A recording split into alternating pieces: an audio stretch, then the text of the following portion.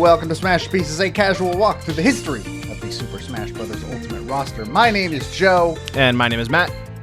And if you're new here, what we are doing in the show is we are playing one game for every character in Super Smash Bros. Ultimate from 1984's Duck Hunt to 2019's Fire Emblem 3 Houses. And today's episode is the game representing fighter number 45, The Villager. It's the 2001 GameCube game, Animal Crossing. Says you, I know that as a Nintendo 64 game. You're not Japanese, so no you don't. No, I don't, but it is an N64 game. It is an N64 game. But before we jump into that and the history of what this game is, we're not alone. If you've been keeping up with anything we've been doing for the past, 2 months, then you know that we have two people with us. Everybody, welcome back, because he didn't get pushed into the well the first time. Ben. Mamma mia. And appearing for the first time, though she does have a solo episode scheduled way later in the show, Katie. I like the way that you put solo episode makes it sound like it's just me. It's just Katie. And I'm down for that. I'll talk to me. You You're know the only I one can. that talks about that game. If you watched my Animal Crossing streams, you know I can. Yeah. So we did this one way differently than we usually do the games, for the main reason that Animal Crossing doesn't really work if we play it the way we've been playing these games for the most part, i.e. one session a week, etc., etc. Animal Crossing is kind of a game that not only expects you to play it just a bit more than that, more frequently than that, but also for a longer period of time than that. So basically what we did is we sat down and we started up a shared town with all four of us, and back in October of 2020 we played for a month. We played from October 1st up to November 1st, and then also Matt jumped right back in to do a New Year's Eve thing for the end of the series, and we recorded the whole thing, and Matt did the Herculean task. And what was it, like 35 hours is what you said, I think? That's my guess, yeah. I couldn't be bothered to do a proper actual count, but it is about that. And that 35 or so hours was cut down into a 15-hour series of 4 pre-edited videos that sort of highlight and show our experience living in the town of Smash. So first of all, we should all give Matt a fucking round of applause, because holy shit, that seemed like that was a lot of work. You could say that. Do you want me to actually clap on record? I wouldn't. But, I mean, Okay. You can if you want. No. What, do you think we have fucking standards here? Well, you told me to. What is this, original sound chat? I don't know what that is. Me neither. The work that Matt did to prepare that video pales in comparison to the work that we did in the videos. That's true. With that fishing, that paper earning, Getting that paper. hours of hard work with professional editing cannot stack up to that. Well, you never did figure out the blank memory card thing. Anyways, so yeah, we sat down in a shared town that was called Smash, because it wouldn't let me call it Smashton. Yeah, I don't know what the fuck that was about. That was really great. I still don't understand what the fuck happened. I don't get it. Animal Crossing has this very weird problem with not only the letter spacing, but also the memory, which is both of those are at play at the same time, and I don't know how they dealt with it, but I guess that they didn't. Yeah, it seems like they didn't. It's fun that every first segment of each player was getting mad about the name.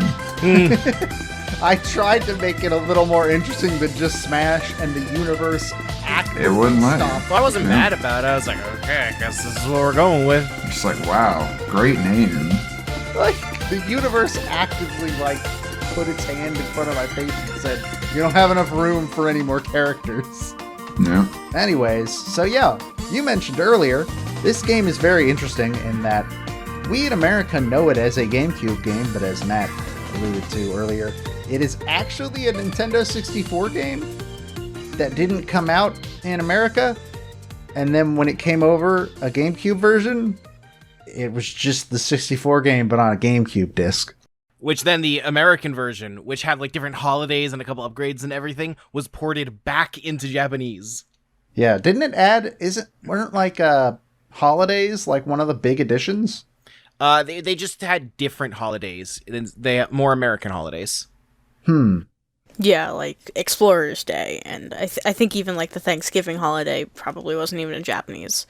But also the GameCube version that we got was also like based on, I believe, the original had already been remade, hadn't it? And then the GameCube version was based on that. So this game like got remade like 4 times, I think. I know that there was a Japanese GameCube release before the American GameCube release, which is probably the only reason we got it in the first place. I strongly doubt that they ever would have made a version exclusively for us on GameCube. Oh yeah. Yeah, isn't it like, I don't remember where I heard this, and I don't know if this is correct. Isn't it like the GameCube's internal RAM can run the whole game after you've loaded the damn thing out? Mm-hmm. That is correct. You heard that from me because I've done it. That you probably are the one that told me that, but that I consider to be absolutely hilarious. It was a fun childhood party trick that was done at no parties. Hey, I would have done it at a party. I wouldn't have done it at a party. I didn't go to parties. So yeah, we coexisted in a town for 1 month, and we even went as far as to make it so that basically the only way we really communicated about stuff was in-game. Yeah. So like writing letters, the bulletin board. And for the most part, like if something happened in town and you walked into something that had changed, we didn't really have a way to know who changed things until we saw the video. And like sometimes like people made guesses that were wrong. There was one time where you actually got like a generic part of the game pre-made letter, and you were like, "This feels like Ben." Really? Yeah. I didn't know it was a generic pre-made letter. Which one was it? It was in the very last part of the video. A villager showed him a letter. Ah, yes. And it seemed like something Ben would write. I don't know. Maybe I'm just nuts. Well, yes, but I stopped writing letters very early because none of the neighbors can read unless it's in this very bizarre scoring system that Katie actually went in really in depth in. So the scoring system is not bizarre. It's just very cheap and unforgiving. You can watch the VODs on the YouTube if you're interested in it, or Google it if you want the full nitty-gritty breakdown. But the gist of it is that it looks for, like, common combinations of letters instead of looking for words. And then it's also just really punishing with grammar and spacing. So if there is a lot of blank space on your letter, then you just lose a bunch of points. So if you write a short letter, you're done. You're done. If you're a child and you put a lot of spaces and a lot of exclamation points because you are a little baby and you're excited about everything, the animals will just tear you down. I mean, hell, if you just try to correct the line breaks because there's no text wrapping, you're probably screwed. Yeah. Yeah. And like and when they send you back letters after you've sent a quote unquote bad letter, they're just like, "What are you, fucking stupid? Send me this stupid letter written by a dummy? What are you, 5? Fuck you." It's just squiggles. Everybody talks about how savage the dialogue is or whatever, They're all so mean. but nobody talks about the letters. The letters are way more mean. They're all so mean. I think Daisy at one point like accused me of gaslighting her or something. Yeah. So she was just like, "I bet you think you're real cool writing this letter that I can't understand like I'm some kind of idiot. Well, go to hell." It's like the sweetest neighbor in our town, like the nicest lady, and she just ripped into you. And she also, runs a fossil crime ring. Do we not all run a fossil crime ring? No, Look, I know because that I don't have an entire mammoth sitting in my apartment. Hey, Katie, what the fuck is happening in your home? Don't worry about it. But, like, I mean, like, I know Blathers doesn't need them, but I'm sure that other museums, like, we're just selling these fossils. I mean, do we need, like, a legal permit for these? We found them in the ground. We're selling them for profit. It was a mammoth. The museum didn't have a mammoth. I don't think we found a piece of a mammoth. And she had a whole Yeah, it's mammoth. rare. She's not just gonna give it away. Yeah, that'd be foolish. So I think that's a pretty good segue into, we had a lot of neighbors. We had a higher turnaround rate for neighbors than I've ever had in any Animal Crossing game I've ever played. What's Matt's fault? Yeah. Yeah, the moving system in GCN was interesting. Sorry for directly causing that. Hey, you didn't cause all of it. Katie caused it once and took away the only happiness I had left in my home. Twice, thank you. What do you mean the only happiness you have left in your home? You called Tom a criminal. Tom was... she did not... So yes, Tom is a criminal. I wasn't talking about Tom. Katie's the one that You're last talking about, minute... like, Pudge or something? I don't know. Pudge moved out. Oh no, not Pudge. I don't know why you were so attached to Pudge. Pudge was my son. And Tom was the my only... best friend! Yeah, you're the only one like that. Tom was a criminal with a name that wasn't his. He's the first. Ben, you backed Yeah. up here. You liked Tom, didn't you? You came around on him. I liked Tom. Tom didn't like me. Well, yeah, none of them like us. We had people in the chat who like Tom. Oh yeah, the chat reacted so strongly to your goodbye to Tom. And then like it fades out, and then just the next shot is Ben coming out of his door and just going, "Hoo boy."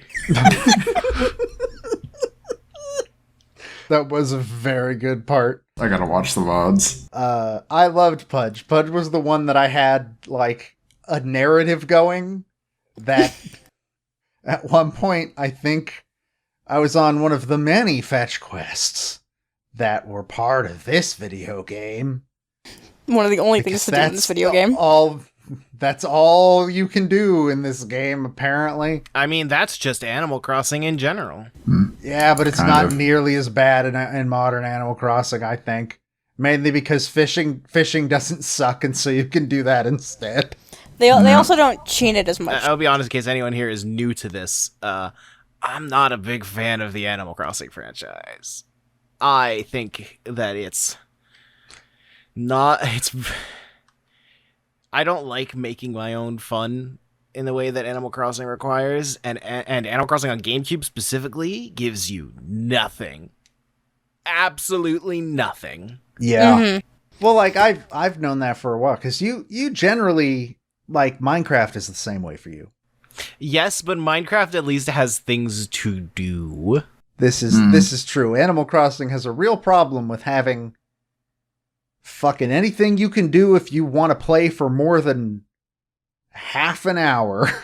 Yeah, it's very much a game that I remember very fondly from my childhood because you didn't think about it too hard and you got these parasocial relationships with the characters and you could just, like, imagine everything or whatever. But when you go back to it after the age of, like, 12, you just kind of sit there and you're like, there's not even anything to make your own fun. Like, New Horizons, you can at least, like, you can terraform your entire island, you can decorate your beach, you can do all kinds of crazy stuff, you can make patterns at will. GameCube gives you nothing.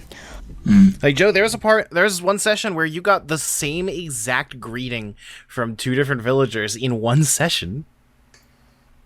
That sounds about right. And yet, still a larger dialogue pool than New Horizons. Somehow. Not much. New Horizons just doesn't want you bothering with the villagers. They want you to do all their other content. And it's I don't know. But yeah, one of the main things that, back to what I was saying, one of the main things that you are given to do in this game, given being in big, huge quotes, is you can talk to a villager and say, hey, give me a chore to do, please. And sometimes they'll say, okay, here's a chore. Just kidding, I don't have one. Oh, God. Yeah, Bangle. Yeah, Bangle. I love Bangle.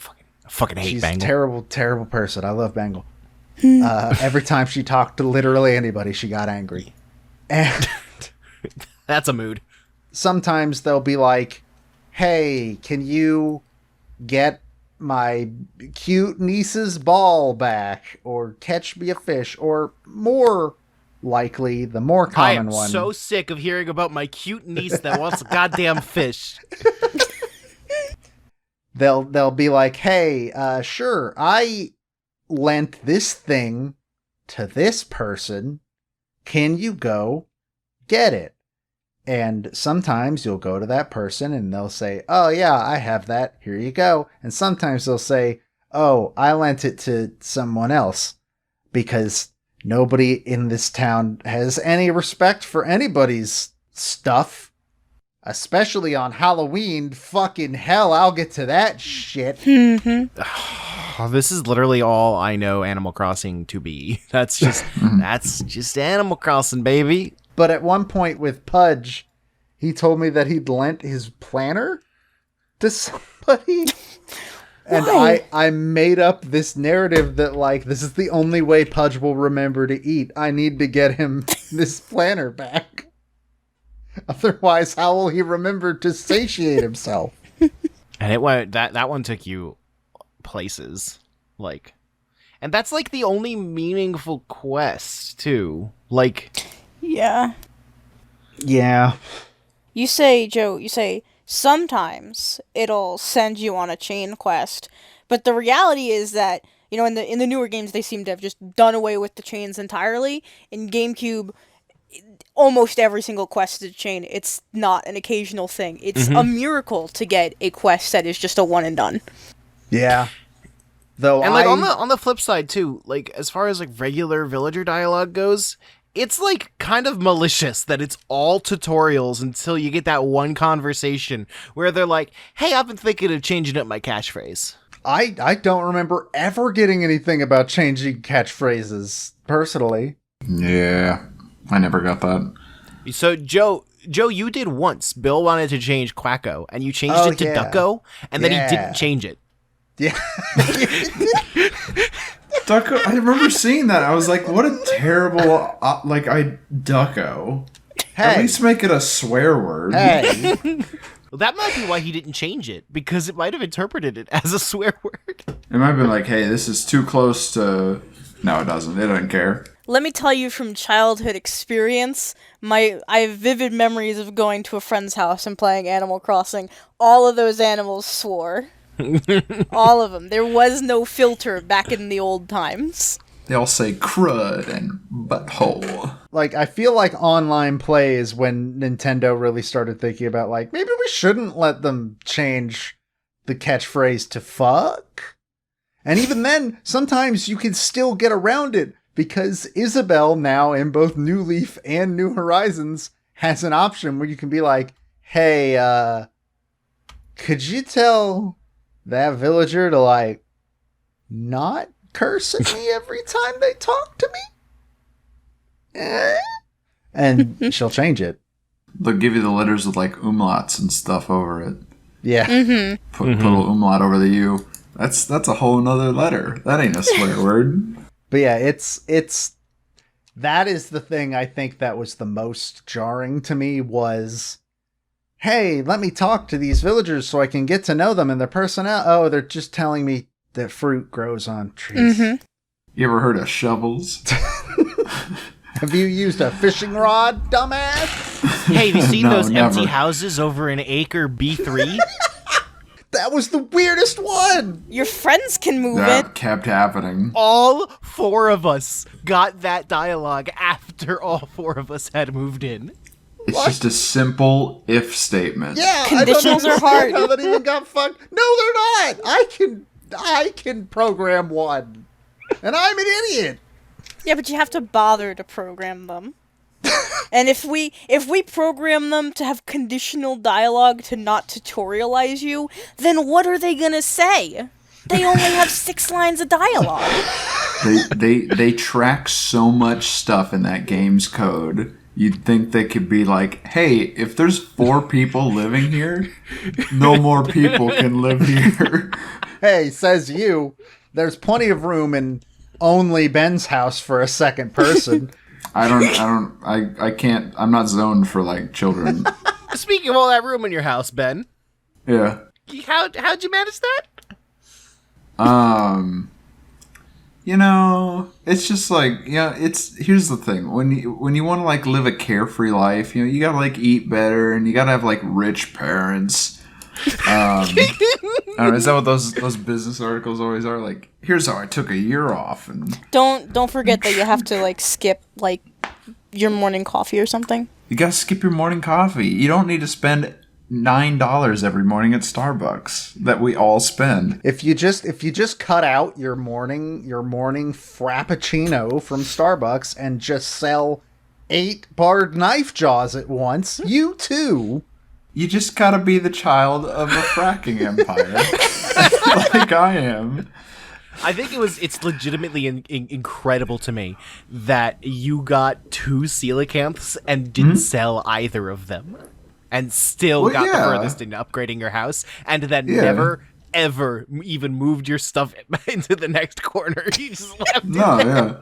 You don't need to. I walked into Ben's house and, like, it was like the 3rd time I did that before I realized it was a fucking coelacanth in that goddamn fish. Yeah, that was the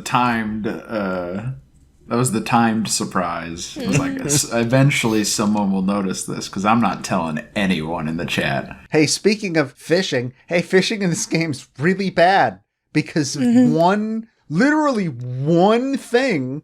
It's not great. And when did they add the audio cue? I remember it being in Wild World. I'm pretty sure this is the only one that doesn't have one. Okay. Maybe. I don't remember from, like, I fished so much in New Leaf and I fished so much in Horizons. I mean, I know Horizons does it, but I don't remember if New Leaf had New it. Leaf 100% has an audio cue. Okay. And I know that City Folk for sure has an audio cue, which means that Wild World did too, because City Folk is just a remake of Wild World. Basically, essentially. But yeah, the loss of that one thing makes fishing in Animal Crossing, and it's also, like, so much harder. They'll bite it, and then within a fraction of a second, they're already done. They're gone. Unless it's a sea bass, in which case the game is mocking you. And just, that one change. Fucking... I can't believe how much money you made through fishing when fishing was that fucking bad. Well, it's the best way to make money. And won the fishing competition. No, I didn't. I thought you did. I remember, like, I think I, like, tied with someone. No, you won the fishing competition, I'm pretty sure. It doesn't sound right. I caught a fish that tied with your fish, but when you get a tie, the person who entered first is still the winner. I haven't seen the video as recently as you guys, but I'm very certain that I think a villager beat me. I don't think we ever checked who actually won the fishing tournament. But and also your footage. I don't even know if you have footage of you playing the fishing tournament, because it never made its way to me. Yeah. Oh, weird. But also, if you have it, I'll, like, edit it together into a bonus video. But I'm certain I did. Maybe not. I don't know. But you put in a 21-inch bass, and I, like, played for like 45 minutes. Finally caught a bass that was also 21 inches, and Chip basically said, like, nah, this doesn't count. Sorry, Ben's still winning. And then my game crashed, so that didn't even count. I don't remember. I'll have to look for footage. But also speaking of timed surprises, how'd you guys like our visitors from another town? We got Bluebird. It freaked me out first.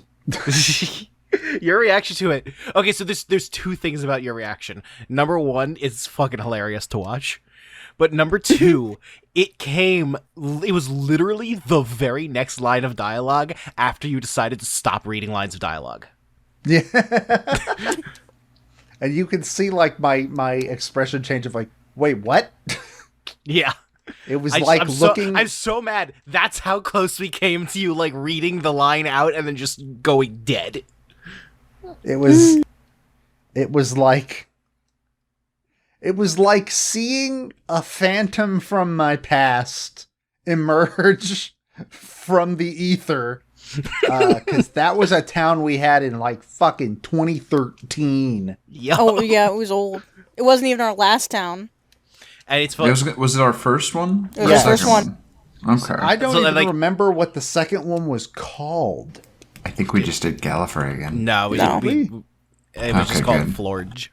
Ah, right. I briefly visited in the footage, but actually, I kind of regret not recording when I stole the McDonald's sign from Florge.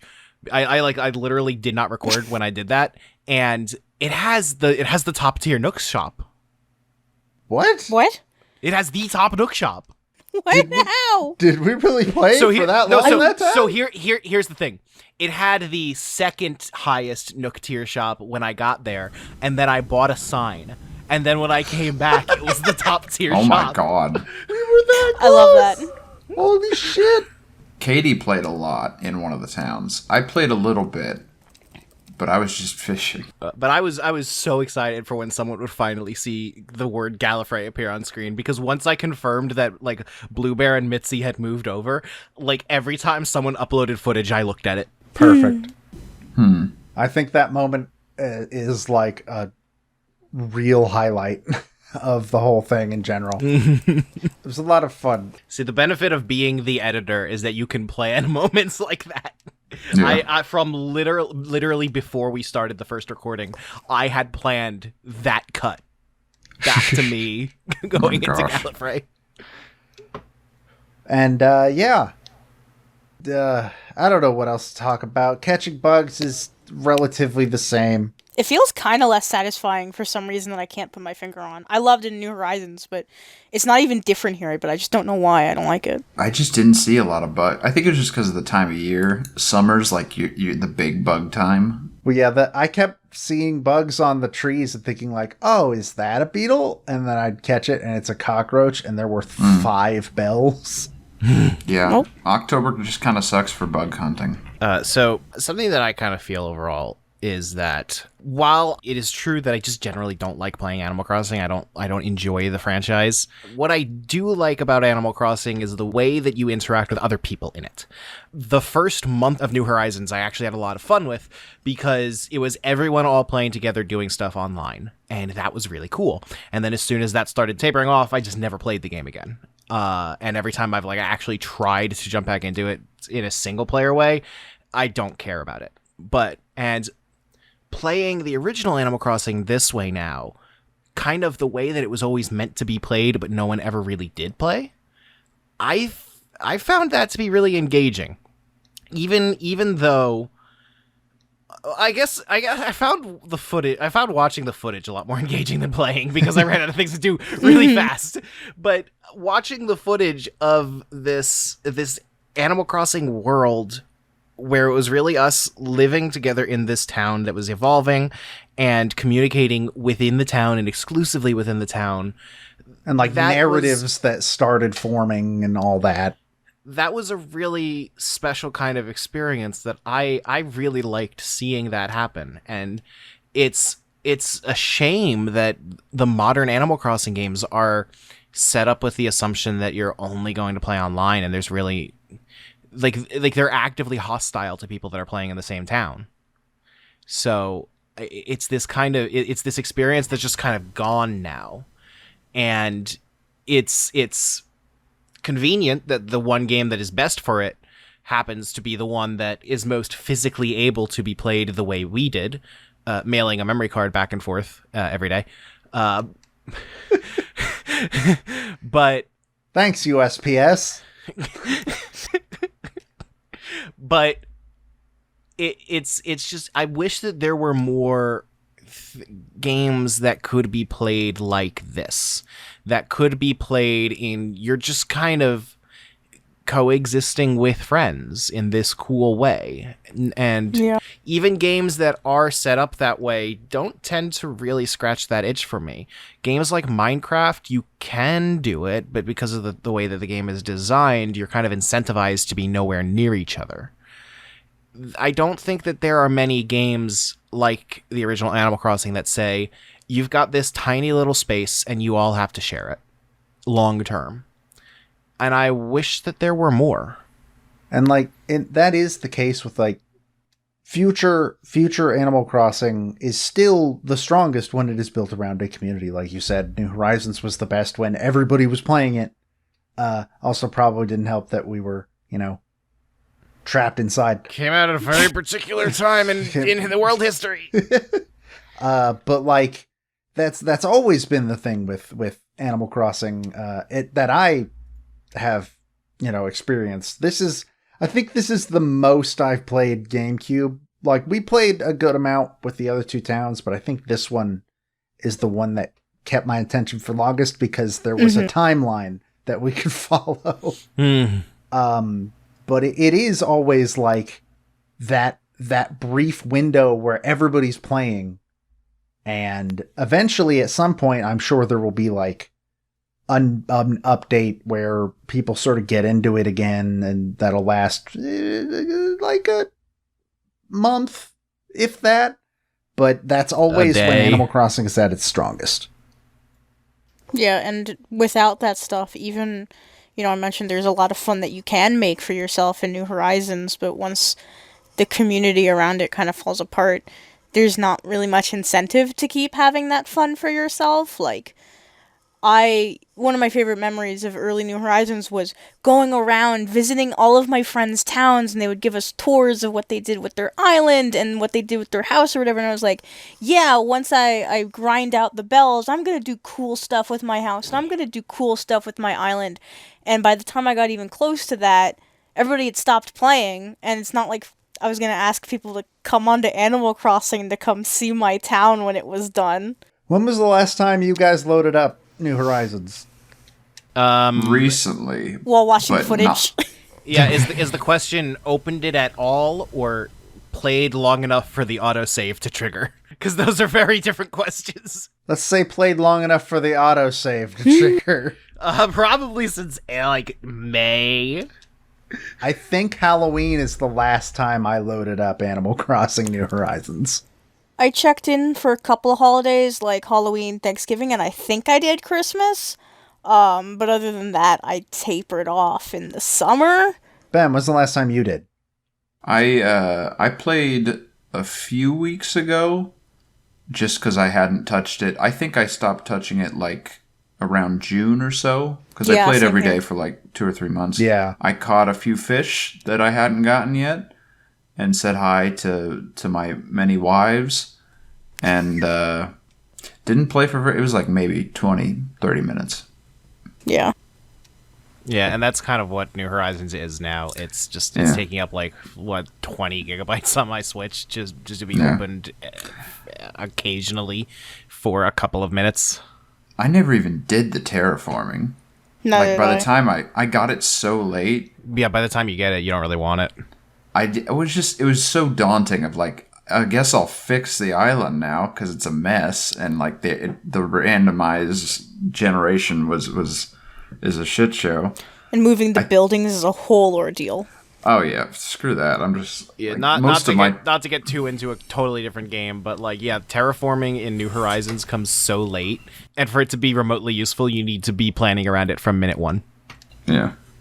But I think this is a good segue because we mentioned Halloween. Fuck Halloween! Hey, yo, Halloween in the original Animal Crossing is one of the worst things ever. It's so fucking bad. What are you talking about? As soon as I realized that we would be playing in October, because I remember Halloween from back in the day, and I was like, oh, he doesn't know. I had no idea. And you found out.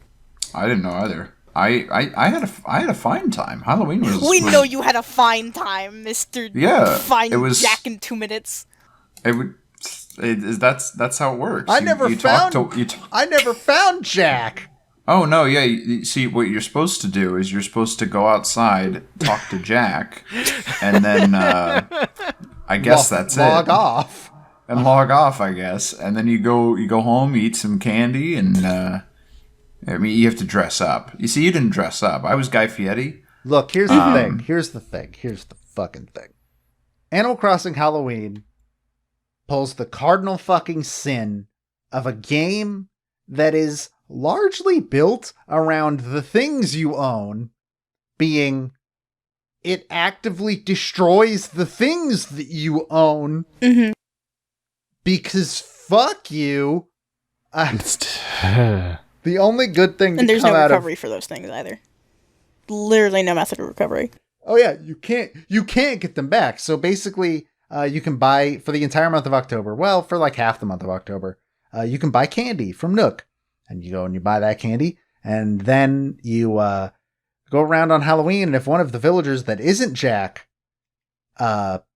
encounters you, they will chase you down, hunt you like a dog, and they will say, "Hey, trick or treat, give me candy." And if you don't give them candy, they will curse you, which can take a few different things, being it will turn any a piece of furniture in your inventory into a joke item, and there's no way to turn it back. Not furniture, any item.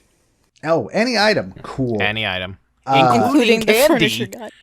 Including candy, too. And that can also destroy your clothing and turn it into rags. There's no way to get it back after that. Or the thing that happened to Katie, which I didn't know was the thing until I saw it in the video. No. That was trick. I'll explain that in a moment. But That was go on what if we there's call anything else. movie magic. Okay, so that wasn't actually part of Halloween.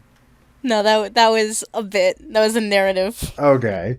But like, just really, guys? You made this game about like having stuff and getting stuff? Why bother having Tortimer give me a special piece of furniture if you're gonna allow Betty to just fucking turn it into a Jack-in-the-Box? Fuck you.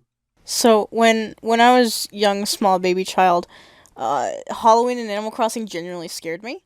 Like I liked it because I like Halloween, but it also genuinely scared me. So I would get like paranoid, like apocalypse prepper as little child Katie, and I would put on a pattern because they can't transform patterns, or like if they did, like you don't lose anything, you don't lose the pattern. I would clear out my inventory, just drop it all, and I would take all the candy that I owned and I would put it into letters that I had received, because letters are your secondary storage. So I would go around, I would ignore all of the villagers until I found Jack, and then I would take the piece of candy out of the letter, put it in my inventory, hand it over to Mr. Jack, run away. Try and find him again. And this was, in fact, exactly what you did in the video. It is almost exactly what I did in the video, yes. Except, instead of putting my stuff, my valuables, into my letters, I had a buffer. I kept junk in my inventory instead, because I needed payoff for my paper scam. It was like a heist movie. It's just, that paper scam was amazing, by the way. Thank you. And Nook's shop is closed the entire day for the lottery. Yeah. Yeah. I can't imagine why the lottery never came back in any future Animal Crossing games. I think the lottery would be fun if it wasn't obtrusive like that. I miss it, but I don't miss Nook's being closed. Also, maybe if it was like, not, you need 5 tickets for one roll. I was so mad. Like, I would be okay with like 2 or 3 tickets per roll, but 5 is a lot. And then Ben won the lottery. didn't I win something in the lottery? I don't even remember what it is. That's how little I cared about what it was. I won a chess piece, and I think I don't that remember I think the chess piece was considered first prize, even though there was an NES game. There was an R-Wing! Yeah, there was like an R-Wing, an NES game, and a chess piece, and I believe chess piece was first prize. Actually, I think now, yeah, I think you're the... Because only one of us won anything from the lottery. I get it must have been you. Because Finally using my October tickets. Well, like, what gets you the tickets? I think I had Just maybe buying 2. stuff. Yeah, just you get buying one things. ticket for everything you buy. Like, I literally just stole some from Gallifrey. Okay. Because isn't it like 5 tickets per attempt? Yep. Yes. Yeah, I Sure don't even is. remember if I had enough. I only had like 6. They really expect you didn't- to be buying something like every single day, don't they?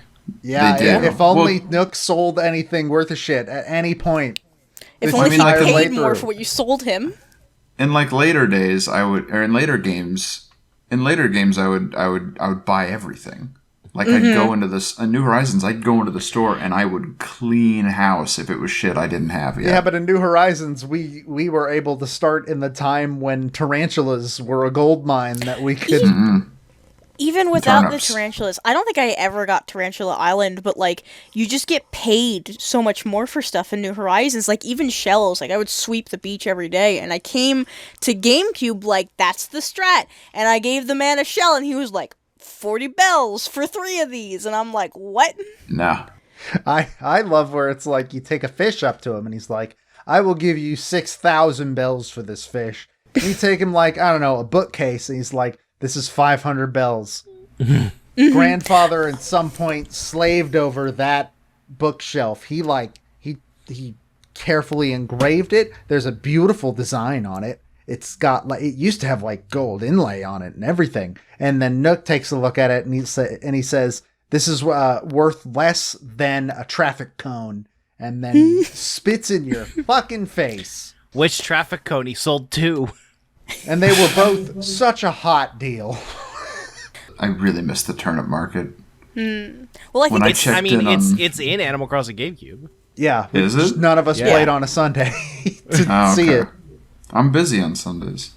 Because when I checked in on my New Horizons account, I think I had about 14 million bells. It's Well, Joe- not just Joe- that I'm Joe, I'm it's not. busy. It's not just playing on a Sunday. It's playing before noon on a Sunday. Yeah, Oh, and fuck that's that. that's my only day that I don't have to get out of bed before noon. And hey, sorry listeners, but fuck you. I'm not getting up at 9 a.m. to play Animal Crossing for you. I may be your monkey at other times, but that is not one of the times. That's the Lord's Day, and Animal Crossing is work.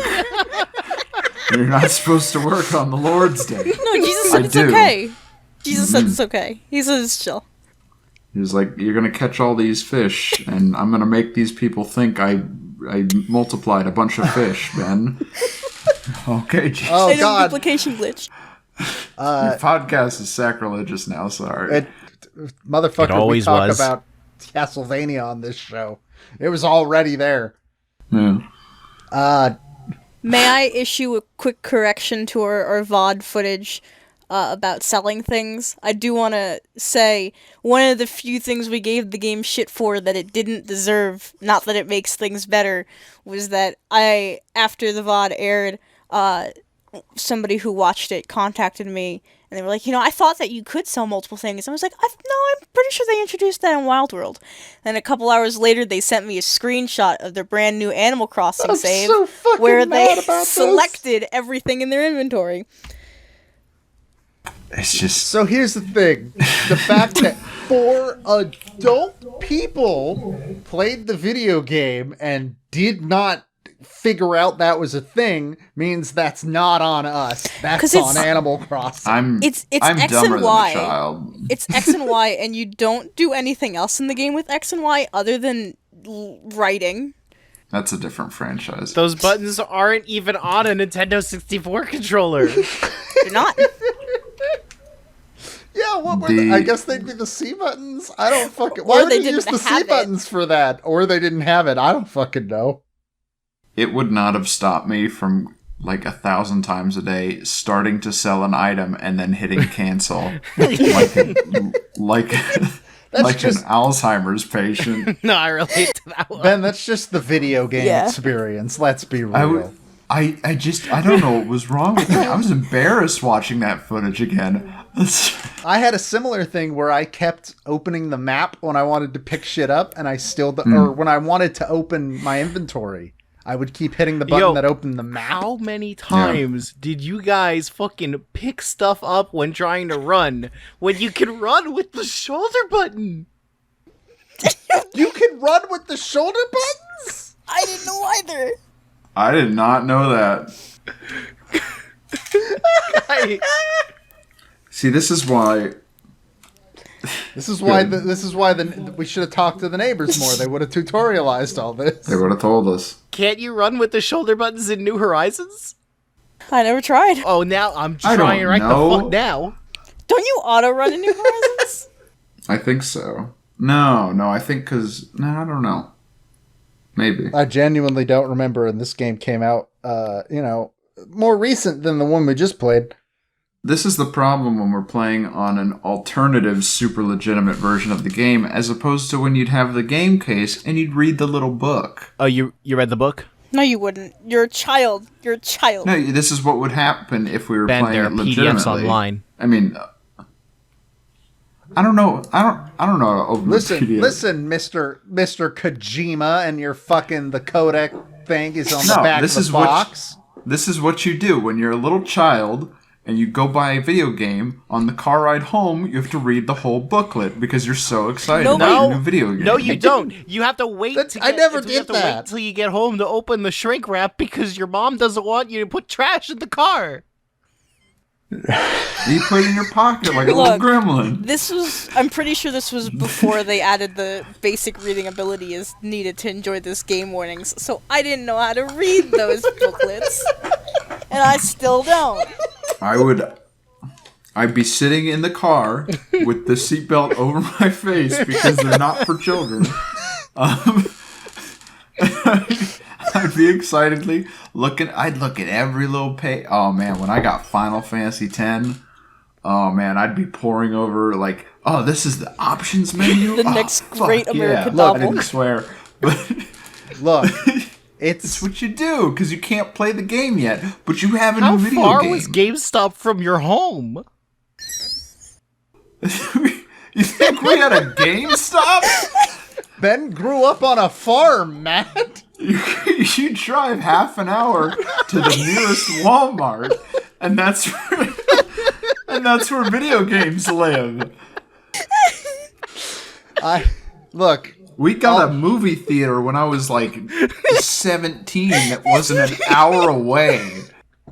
Look, all I'm going to say is that it's the year of our Lord 2021, and society has literally evolved past the need for paper guides. It is not my fault this game came out in 2001 and therefore felt it did not need this super basic thing that I definitely took for granted in 2001. And what I'm going to say is that New Horizons does not let you run with the shoulder buttons because it's too busy giving you an entire wheel for emotions. Yep. No, but those There's are a good. lot going on in that control scheme. It's a lot of stuff. They're using every button in that game. But it also moved pick up to a different button. Yeah. We should start wrapping this up. We had fun with this. We should do it again. Yeah. Well, do we want to mention that today? What? I'm asking Matt. Oh, is that real? Yes. I figured y'all were just like joking around, like, oh man, what if we if I robbed a bank, this is how I'd do it.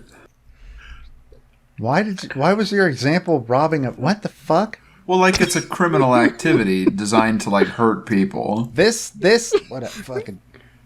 activity was so fun because it was genuinely like a good time. I think this is my favorite thing we've done for the show so far. It was genuinely just a lot of fun to see the final product and everything. We are at least considering, and it's a pretty high chance this is going to become the case, based on some testing. We still got to do some testing. We're considering changing Isabel's game from Happy Home Designer to Animal Crossing New Leaf and trying this whole escapade again. Don't want to give too much detail on what that will mean. Because we don't totally know what it'll mean. Yeah, and also, like I said, based on if tests go a certain way, maybe it won't even happen. but that is something that we are currently It's a lot harder to considering. ship a 3DS game in the mail. Yeah, it's the higher postage, which is weird because 3DS cartridges are smaller than GameCube discs. If you really think about it, They weigh more. No, they can get lost. we'll be taking a lot of risks with our lives. Also, what do you mean disc? Well, I'm not going to ship you the box. Memory cards, Joe! So yeah, we're thinking about that. So we'll get back to you in 400 years when we get to a world where the 3DS exists. But until then, we got a little bit of music that we can talk about. I'll be real, before going back to listen to some of the music, I think the music is fine, but I don't remember any of it off the top of my head. I remember 1 p.m., the song with the cat in it. Oh, God.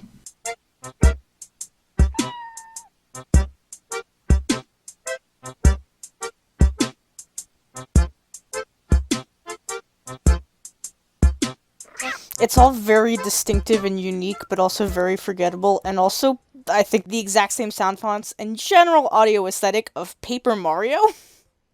I don't know if you guys also got that vibe, but when I was going through the soundtrack, it was like, half of it sounded like it could have been Paper Mario music. I haven't listened to Paper Mario 64's soundtrack in a very long time, so I don't know if I can make that comparison. Well, then I guess we've got our next bonus game. No, we don't. After the next 6 we've already planned.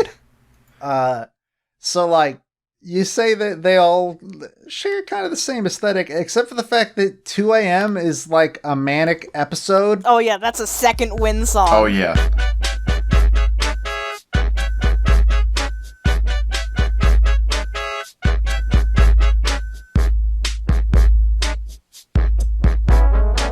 That's the best one. Like- well, it's indicative of what it's like being awake and active at 2 a.m. Yeah, it's Your so mind's different at fucking- night. I don't know how to process this song. It actively doesn't make sense to my stupid little lizard brain. I don't get it. It's Clown Jungle. It's Clown Jungle. It's just That's what the song is. there's so much happening, and I don't understand what any of it is. It's a great follow-up to the maddening loop of 1 a.m., which is probably what made me need all of that paper.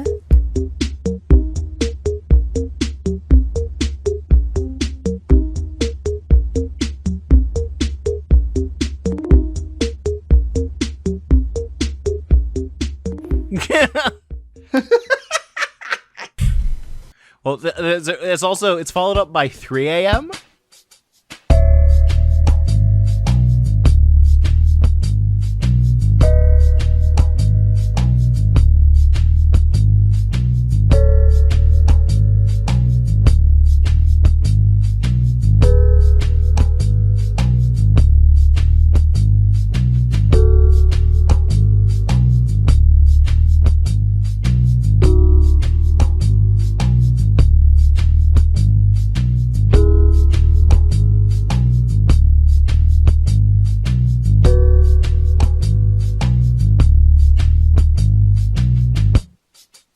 Which is just like, it's got this fucking bass line that's just going, and that's just like, that just feels like the encroaching darkness. You know that ProZD video? We're talking so much about these songs that weren't even in our playthrough. Yeah, none of us, well, one of us played past midnight. The rest of us did not. Because one of us is a masochist, I guess. But Look, I was in college at the time. Yeah. But like, I can't help but think about that one ProZD video where it's like, when a song comes on that's a completely different energy from how you currently are, and it's like it goes from this nice relaxing song to this fucking J-rock hyper stuff, and he's just like, well, I guess this is what's happening now. That's how some of these fucking feel, where 1 hour will be like this relaxing, laid back, sweet time, and the next is like, yeah, baby, we smoked so many drugs. Bumping. A thing that I like about 1 a.m. is that, do you know that, like, there's that Brian Eno album. He did a bunch of ambient albums, and he did one that's just called Music for Airports. Because he was in an airport at like 3 or 4 in the morning, and they were just playing like pop music and like upbeat tunes to like the most dour people. And he's just like, no, I'm gonna write music for airports for this time, and it's just very ethereal and it's a lot of ambience and it's very interesting to listen to. 1 a.m. feels like that for me, where it's just like, I'm in an airport right now, and I've already made my connection. I'm not stressed out. I'm just waiting. I feel like all of the pre 7 a.m. music is like this general sort of vibe of like, yeah, man, we know you've lost control of your life. You're playing Animal Crossing at 3 o'clock in the morning. We get it. Don't worry. Which is the only time that Wisp spawns. The only time that Wisp spawns. And also, do they go to sleep in this one? Do the neighbors go to sleep in this one? They fall asleep outside. Yeah, standing. Oh, yeah. Because in Wild World On, at a certain time, they just go into their house and say, fuck you, I'm asleep. Yeah. And then at that point, like, you just have nothing to do, which a New Leaf kind of fixes with that, like, yeah, I want stuff to stay open late because I'm an adult with a job. Yeah, only 3 hours, though. yeah, but still, that 3 hours makes a bit of a difference. But, like, yeah, it's this string of, like, manic to depressive to every single other vibe in the world that's just like, yeah, you're playing Animal Crossing at 4 o'clock in the morning and nothing makes sense. Let's help with that. The theme of pre 7 a.m. is trying to get you back to bed in any way possible. 2 a.m. does the exact opposite of that. 2 a.m. feels like I woke up in a cold sweat and started playing Animal Crossing. Yeah, 2 a.m. knows what it's about. Yeah. It's trying to be too intense for you, and if you can't take the heat, you gotta go back to bed. So, by the way, and I feel like 2 a.m. is the best song to showcase this with, because it just falls into a sad trombone. Every hourly song has seasonal variants.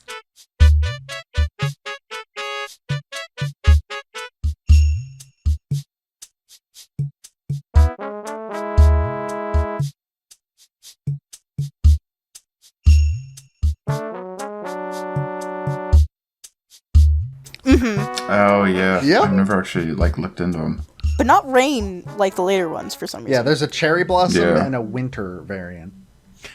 Of which we heard neither because we weren't playing during cherry blossom season or winter. Here's my theory about why 2 a.m. is like that. Because you're a child playing this game, and it's like, you don't even know about those hours. That's like adult time. But like on the rare occasions, I'd go to like a slumber party at another kid's house whose parents were relatively cool. Like, cause it's the birthday. They're not going to school tomorrow. Like we're going to bed. Don't make too much noise. And then you're just up all night. You're up all night playing Smash Bros. And playing Flash dress-up games. And it's like, whoa, there's whole other hours. And it's like pandemonium at like 2 a.m. I think you're onto something. That's my theory. It's a very special hour when you're a child because you only rarely get to experience it. I have one more song that's like, wah, which we didn't experience, which is the Groundhog's Day version of Mr. Rossetti's theme.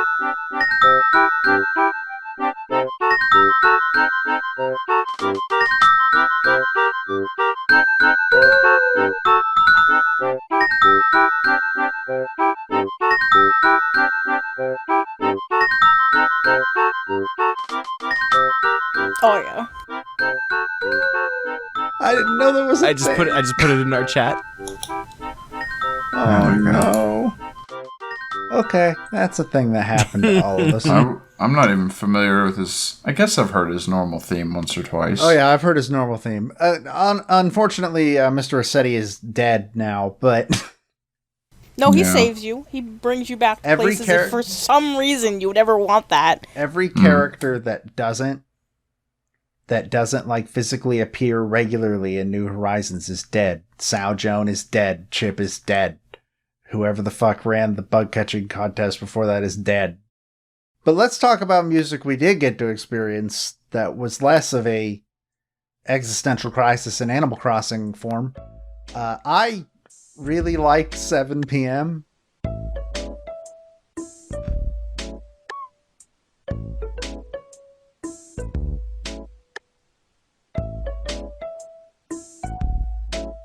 My favorite part, the part that fucking kills me every goddamn time, is there's just in the music this guy laying down in a chair, and every once in a while he wakes up and goes and just goes back to sleep.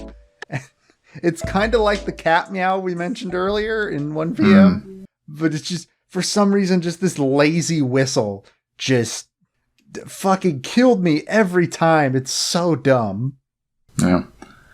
He really went wild with a soundtrack for which there weren't like, oh, what genre is the game? Like that's not the kind of music you're making, man. That is true. The closest analog that Animal Crossing would have had at this point in time would have been like Harvest Moon. That's basically it. Maybe Monster Rancher. I don't actually know what Monster Rancher plays like, so maybe not. Not like this. Okay. You know what song that at least some of us experienced that really hits me? It's the boarding the train music. It's just an 18-second jingle, but it's like emotional.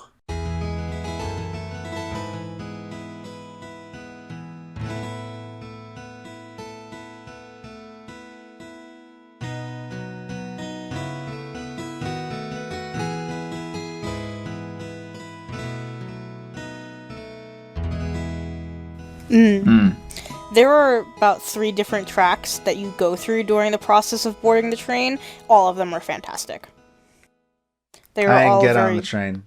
They're all very beautiful, bittersweet songs. Yeah, like the Leaving Town theme.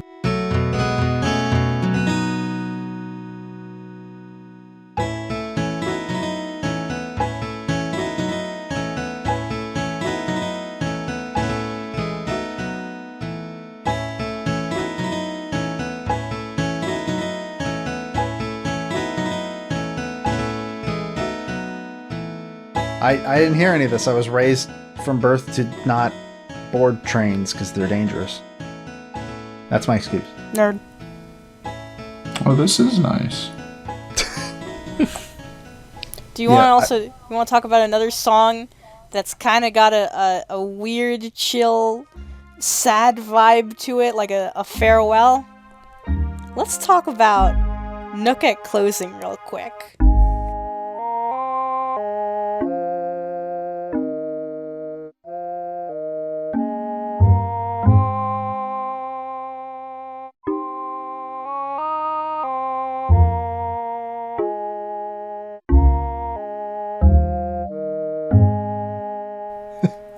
So this song, won't get into it too much for the sake of time, but long story short, Auld Lang Syne, that's how you pronounce it, right?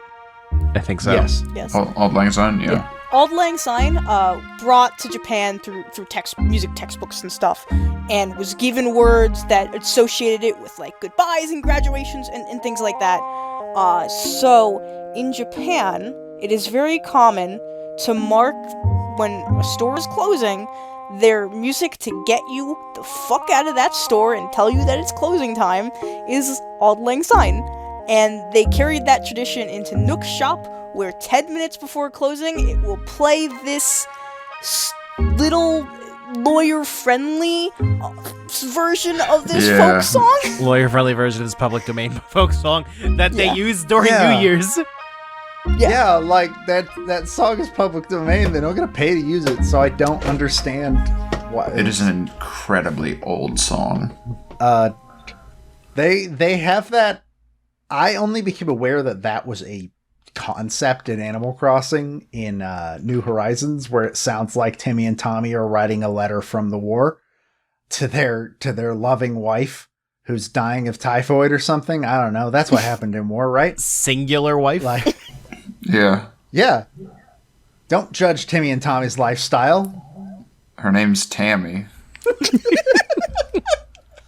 And I'm not explaining that. I don't think you need And yet to. I know you're right. I only have one other song that I want to mention because it's connected to a character that just means a lot to me in general in terms of Animal Crossing, No, and it's that's Sable. the Able Sisters shop.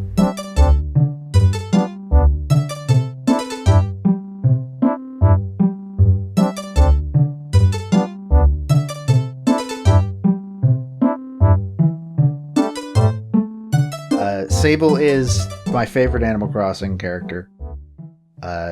She will never be topped, ever.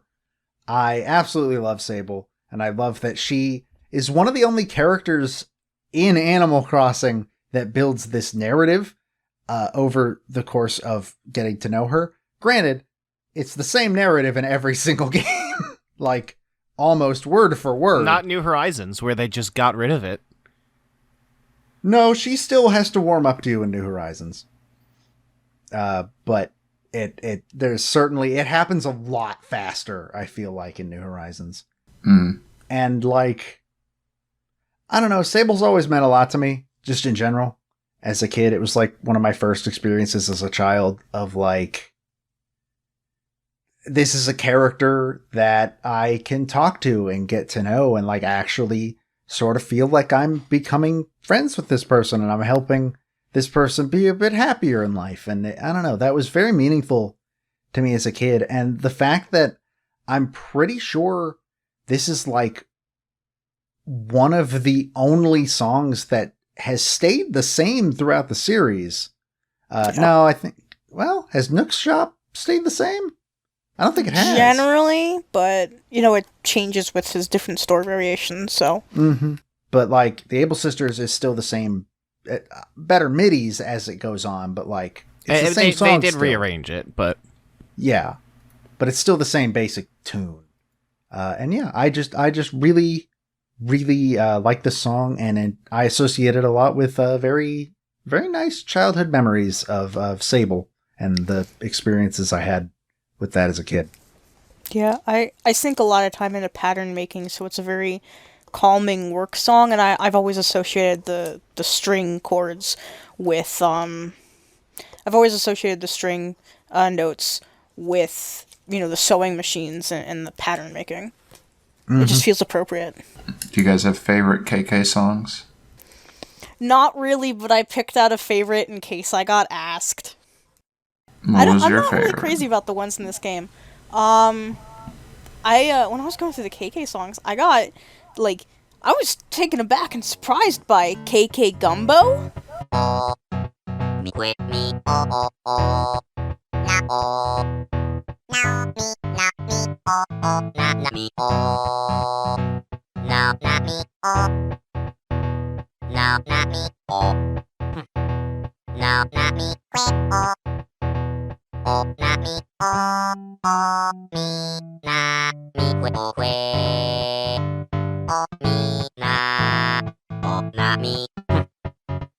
KK Gumbo rips, dude. It does. Oh my god.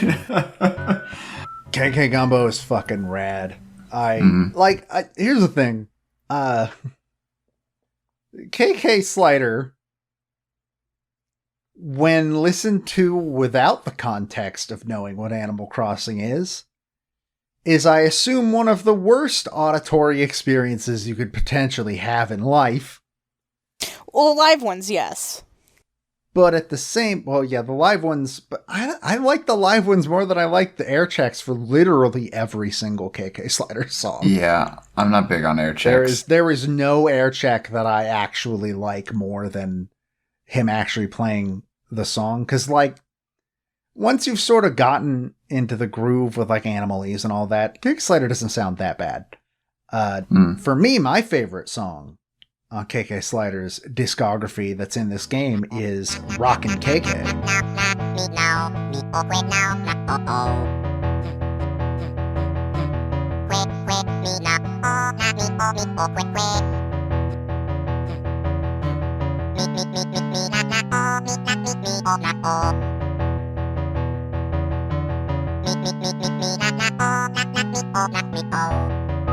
It's such a basic KK That song. song fucking rules. Don't you talk to me about No, basic.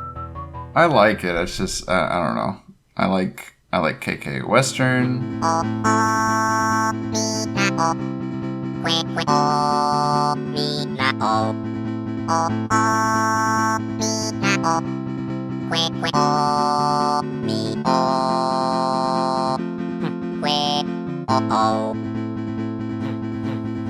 I like. No, you only get one. What? No. You only get one. No. Yeah, I said everybody favorite else. Yeah, you songs. said favorite. You said favorite song. You only get one. I don't know. My favorite one is several games later. Oh, yeah. Stale Cupcakes. I would say my favorite one, we did not encounter it in this, but it's the one that was in my house when I played as a kid, which is Lucky KK.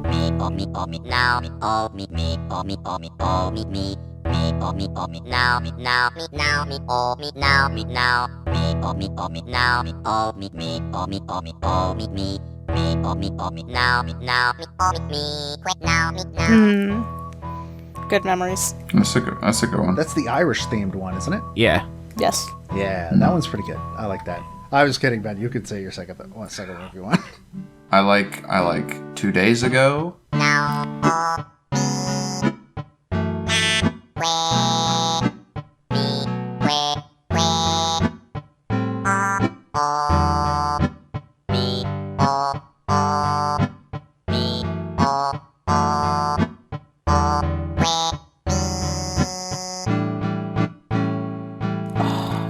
And I really like that one. I made sure to get that one on the 2 days ago the- is very good. And people don't really talk about KK Aria that much, but I really like that one.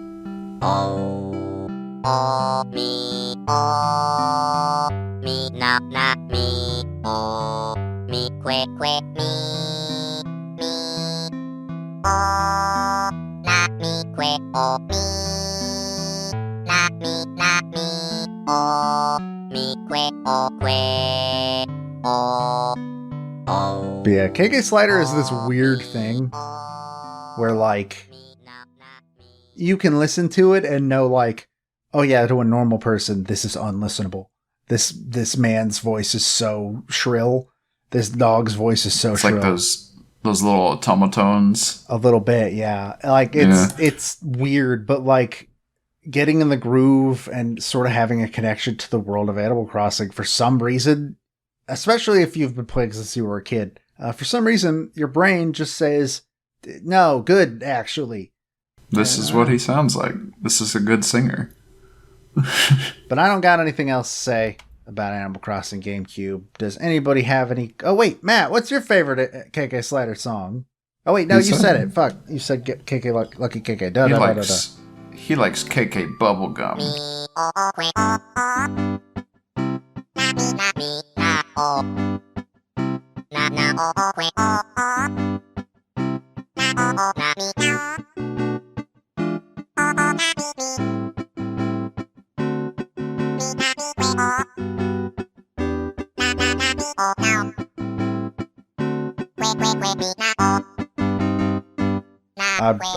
I'm dumb. Sorry, get it?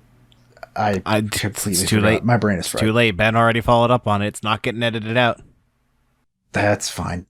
No, that's the New Horizons one. But anyways, I don't have anything else to say about Animal Crossing GameCube. Do any of you have closing thoughts? I actually did have a couple of jingles I wanted to highlight. And another correction to something I said earlier. Okay, well, you get to edit all those jingles in. Yes, I do. May I go with my jingles, or? Go for it. So, there's a classic jingle that, of course, I just want to point out because it's iconic Animal Crossing and it has Animal Crossing soundwardness. It's, look what I found! The theme for any time that you catch anything and it makes those funky sounds. And then there's also something that you don't really... You hear it, but you don't pay attention to it. It is a combination of two tracks that you don't pay attention to for good reason. Bees and... I'm pretty sure I'm the only one that got stung by bees. You got stung by a lot of them. Yeah, I got stung by like 3 of them. And I really like Got Stung because it's the energy of it's based on the Rossetti music, which already makes it wonky and concerning, but it's also not the Rossetti theme, which makes it even more unsettling. But those are 2 overlooked jingle tracks, so I just wanted to bring those to attention. All right, closing thoughts. We've been talking about Animal Crossing for longer than you can play a single session of Animal Crossing. Don't test me. Listen to this podcast episode while you play Animal Crossing on your GameCube. Follow along. My closing thoughts are quality of life saves this game in later entries. Second thought is Nintendo, please let us share a modern quality of life Animal Crossing game with people over the internet. Give us Animal Crossing Realms, but with good internet. And third, just to real quick correct myself from earlier, the game does track if you use swear words, but only in the section where Rossetti asks you to apologize. And he will get very angry and call you a hairball. That's all I've got to say about Animal Crossing for Nintendo GameCube. Ben, you got anything? Rossetti knows all the swear words. I had a fun time. I'm sorry to people that had to witness what I'm like when I fish in Animal Crossing. I think that was some of our best content. It's just me bringing up movies I saw at one point and Blondie songs. Ben, we all had to make our own fun. It was fucking Animal Crossing. The fishing's fun. Also, you want to talk about your gambling debts? Do I have gambling debts? Yeah. There's no way he's going to remember this. This was almost a year ago. You went on I don't remember last week. A whole tirade about how you have gambling debts to the mob, and you're just paying it off, sea bass after sea bass after sea bass. Okay. And they're trying to get you they're trying to give you tips for job interviews, and then you start giving advice for what to do on job interviews, and then you get distracted by Blueberry and never actually give the advice. Ah, very good. Matt, you got anything ending? Animal Crossing sucks, and you're all wrong for liking it. I disagree with that. I'm going to end this. I retract everything I said on the Dr. Mario episode. You should change your mind about Animal Crossing. Before we jump into our next game, I'm just going to end with this one statement. Tom was a criminal, and I'm glad he's dead. Shut up. Next game! And that's where I plan. Give it a couple seconds. But there is no next game. We have to talk about Kazuya. Ah, fuck. All right, fine. Yeah, let's talk about Kazuya. He did come out, didn't he? Yep. So, what number is that? That is fighter number 81. Kazuya Mishima from Tekken. From Tekken. So, we are, it wasn't super hard to make a decision as to what we're playing for Kazuya. Because only one Tekken game has, a really legit story mode. Yeah, that and, if you're going to play Tekken nowadays, Tekken 7 is the one you're going to play.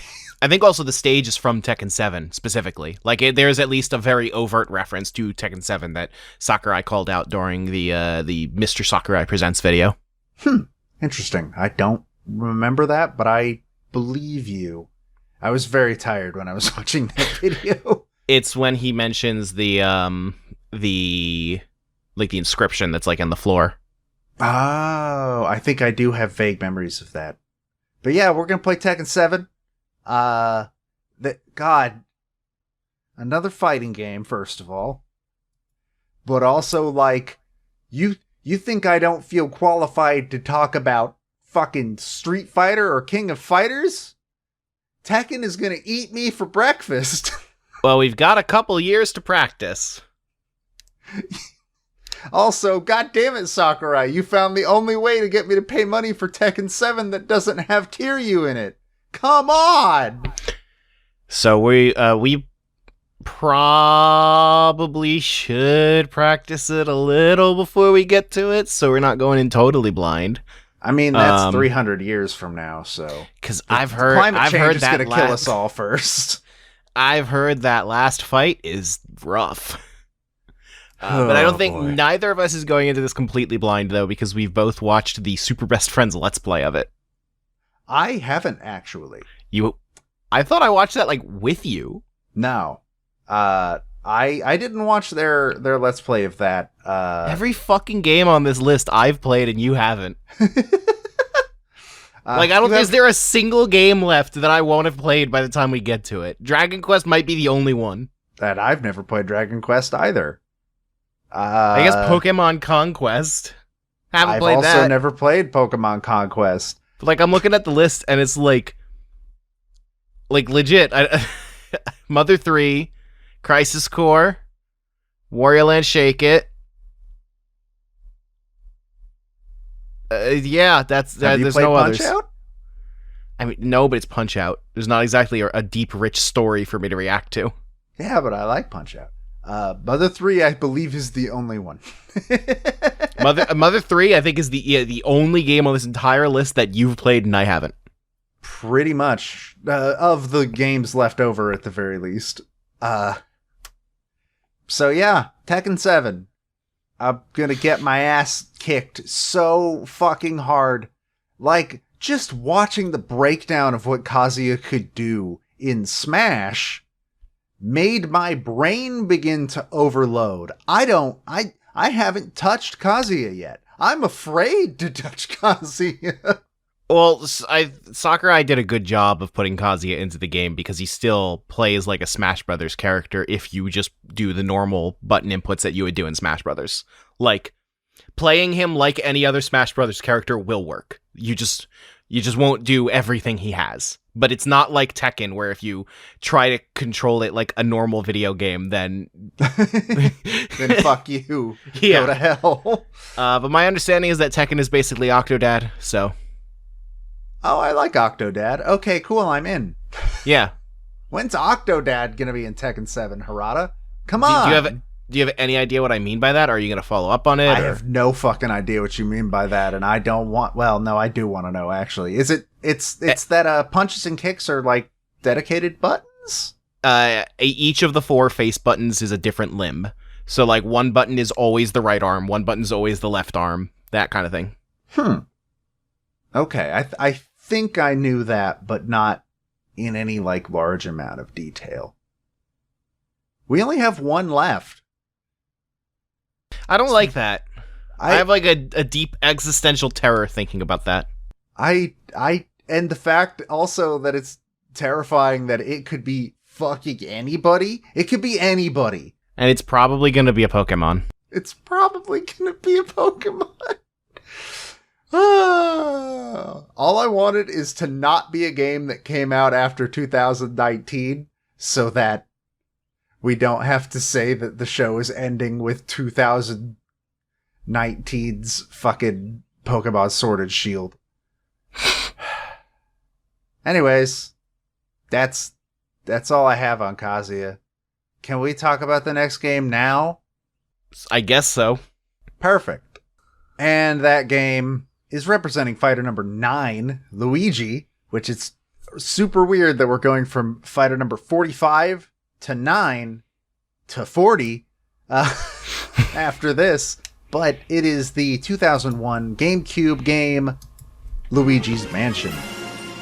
And we're not alone for this one either, because we have signed up for a bunch of guest episodes in the next set of like 6. Turns out the GameCube's popular. Woo! It turns out. We are joined by the one and only Xander Morningstar from Nintendo World Report. How you doing, Xander? Welcome to the show. You have summoned me from the grave to speak upon the greatest GameCube game, Luigi's Mansion. Well, considering it's like the first GameCube game, I guess it's just all downhill from there. Which is kind of how sales went. Yeah. I mean, yeah. Yeah. Yeah. Pleasure to be here. So yeah, Luigi's Mansion. I have only played this game once. And I played it in a very particular setting, which is really weird. I was working at a summer camp one year, and the guy who is now my roommate, who was my cabin mate at summer camp, he owned a copy of Luigi's Mansion and a GameCube. And so I played through all of it like in small 40-minute chunks when I had time. And I don't remember like any of it outside a couple of the bosses, and also I remember not liking the final boss, but that's literally all I remember. That's a common trend for the whole series. Well, it's a Metroidvania. Yeah, prove me wrong. Yeah, I guess, yeah. Is it? I've You never don't thought get of it that way, but abilities. I guess it kind of is one. You don't get abilities though. Says Do you. You get the elemental abilities, but I don't think you ever. True. You've rarely backtracked to use them. The only one I can think of is where you're watering the plant in the end of chapter 2. Honestly, yeah. honestly, like, it's more Nintendo just decided to make Resident Evil, but starring Luigi and without zombies? So it's kind of shockingly similar to Resident Evil 2, actually. Yeah. Yeah. It's like, this is like almost a legit horror game. Like, specifically, it's a more family-friendly horror game than the fare you would usually find. But yeah, in that genre. The game design structure is pretty much Resident Evil, yeah. Yeah, down to exploring a mansion and getting keys to get keys to get keys.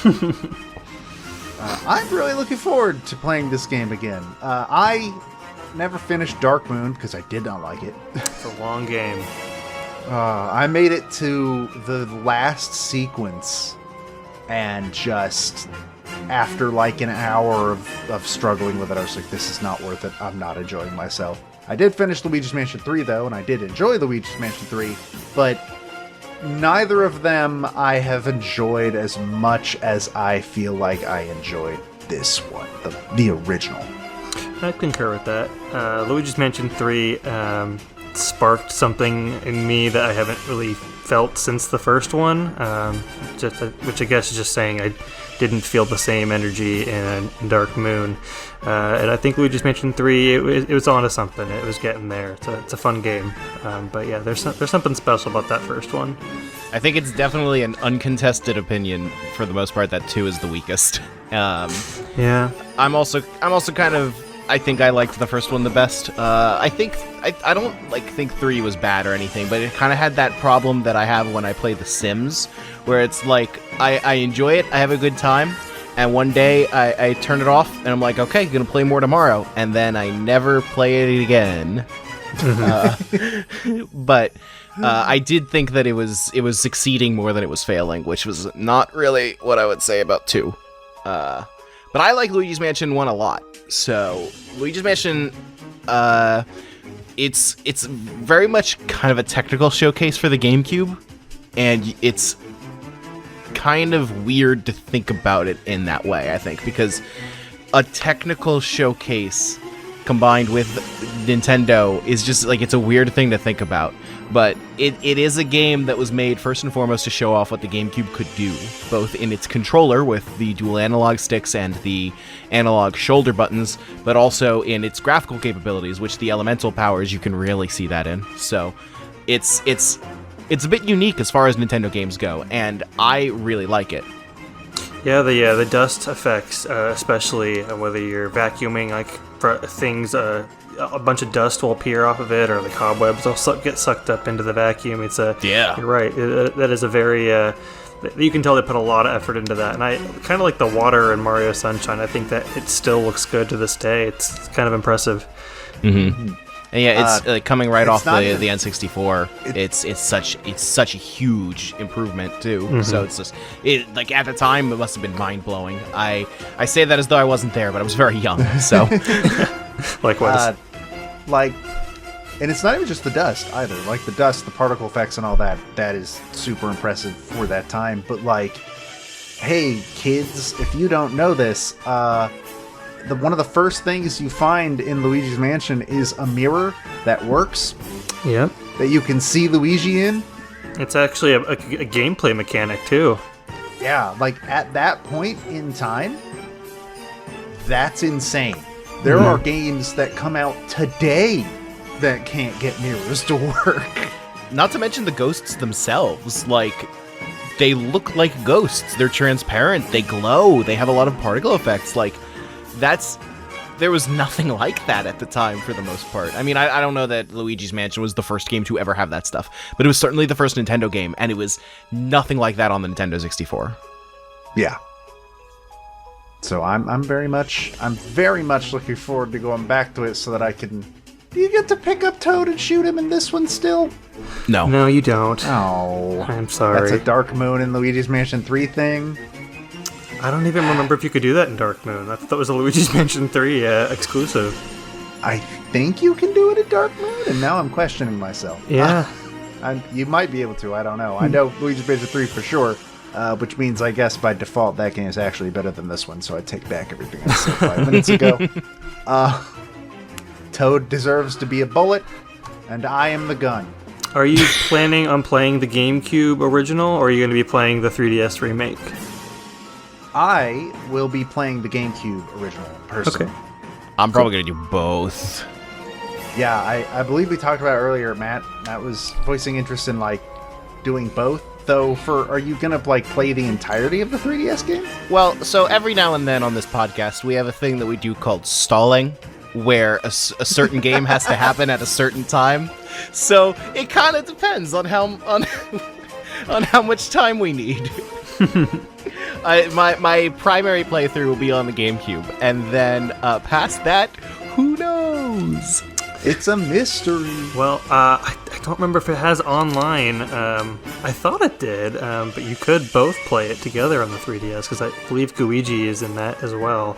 But the frame rate tanks to some really sad numbers. It's great. Oh, that sounds like a late stage 3DS game. Yeah, that checks out. I believe it was Guigi's first appearance, even though he was clearly, meant for Luigi's Mansion 3. I think he debuted in the remake for the 3DS. Yes, that is correct. When it comes to the particular way that I need to get 3DS games into OBS, online's probably not going to be a factor.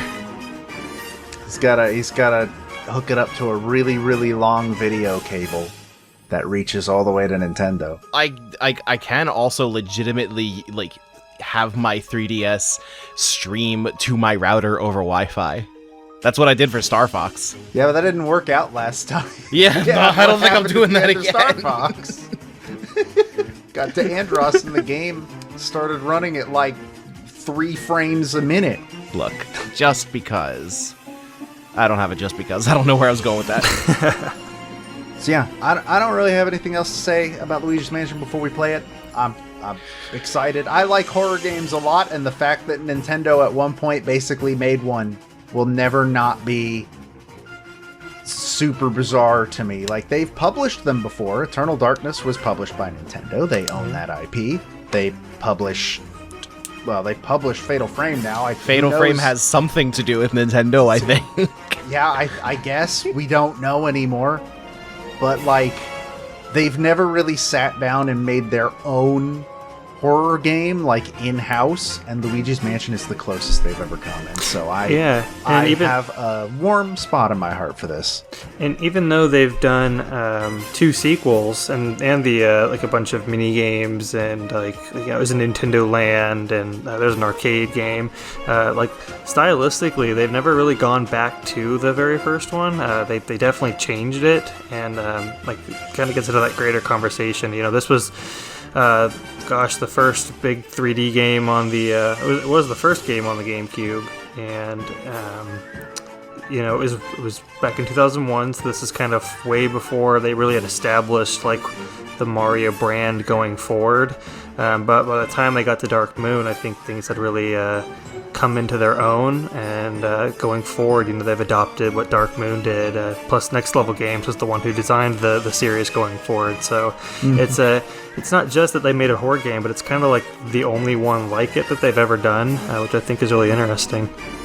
Yeah, the Mario style guide is definitely something that I don't know if it's a real thing, but you can feel that something similar to it is happening once you hit the mid 2000s, and it is definitely something that I am not a huge fan of. So these earlier 2000s games from Nintendo I tend to like a lot more. Yeah, it's weirdly realistic, which I kind of am into. It reminds me of something you'd see from Mario Odyssey, actually. Yeah, they go super. 2 and 3 are very cartoony.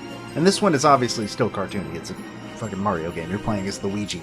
But, like, it just has this different sort of atmosphere to it. It's very grotesque, you know. I think that you see 2 and 3 and you can kind of tell this is like a Scooby-Doo cartoon, whereas like the original, like it had a little bit of an edge to it. It was kind of uncomfortable. There's still humor in it. There's some good jokes. It is cartoony, but it definitely got dialed back going forward. All right. Xander, where can people find your stuff if they want to get to know you before we get the big conversation about Luigi's Mansion? Well, I am on Twitter at Morning Shark, and I write for Nintendo World Report. Sometimes I post videos as well. You can find me on either of those platforms. And you sometimes stream on the Nintendo World Report Twitch I channel. do. Usually I stream, and it tanks terribly. Well, I think I streamed Luigi's Mansion 3 last Halloween, and I was like, okay, it was like really bad frame rate. But you know what? Well, you know, it's very rare for a guest to also stream with us. You could be the first to stream on the NWR Twitch. Don't let him pressure you into this. It's too much pressure. Also, we'd have 3 people playing through the same game on the Twitch channel. Yeah, no, that wouldn't go well.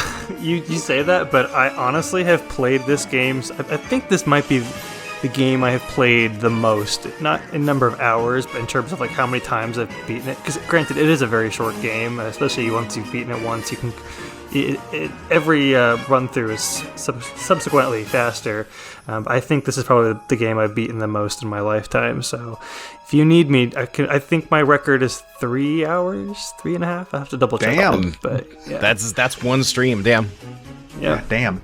I'm expecting it to take me 2 minimum. Personally. Well, if you haven't played it, you said you only played it once, so do not feel like you're gonna have to hit that number by any means. It's one of those things. I know it like the back of my head. If Joe can't get the speedrun world record on his first attempt, then what good is he? Smashterpieces is canceled if I can't figure out how to get past the endless staircase in Mario 64.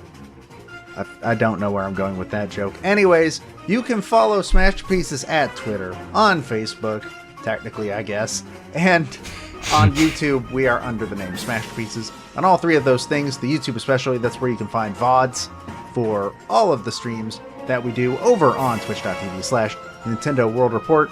And by all the streams, I mean all the Smashterpieces streams specifically. The other ones don't go on that channel. But you can go watch our playthroughs of Luigi's Mansion, not only there after they have aired for the first time, but like you can come watch us, yourself and stuff. He did not edit this episode, but you should still go give our editor, Peter Spacia, a follow. He is at Pete Speakeasy on Twitter and Rhymes with Asia on YouTube, where I do another show with him called Original Sound Chat.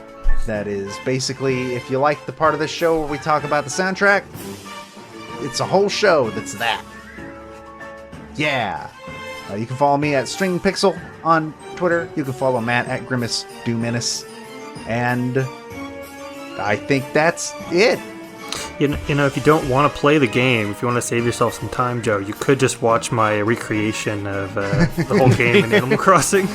Legit listener. Legit listener. You should go watch that. It's actually really neat. Thank you. But watch it after you've watched us play. Yes. Then you'll have a deeper appreciation of all of it. Yeah. You'll get all the right. references. With that, my name is Joe. My name is Matt. And I'm Xander. And we will see you next time for our discussion on Luigi's Mansion.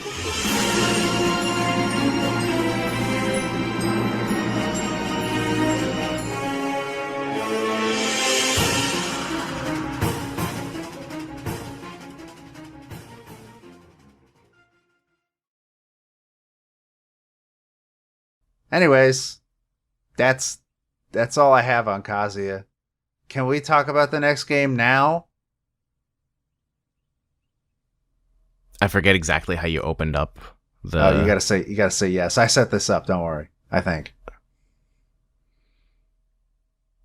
I don't know a funny way to, like, I don't want to just say yes, that's boring.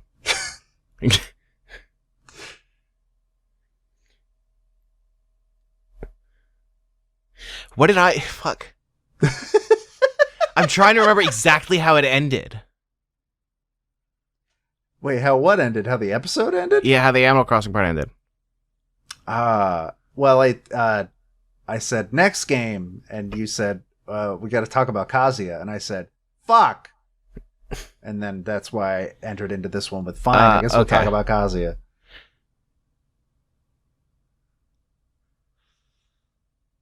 Can I make a... I'm wondering if there's a joke that I can make, like, are you sure you don't want to talk about this other thing? And, like, I wonder if it's, like, could be something that we talked about with Xander on a tangent. I don't know what it could be, though. I guess so. Perfect.